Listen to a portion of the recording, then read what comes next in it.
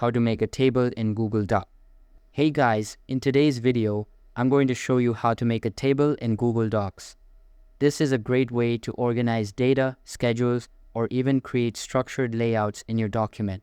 So make sure to watch this video till the end and let's get started. First, open your browser and go to Google Drive. Sign in with your email and password if you're not already logged in.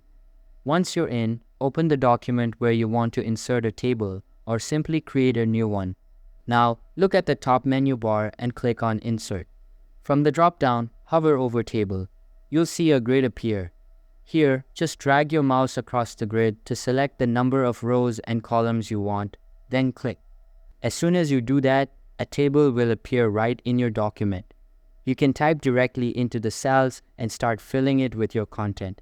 If you need more rows or columns later, just right-click on the table and select Insert Row or Insert Column.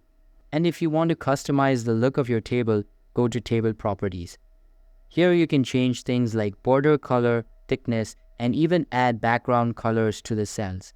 That's all for the video.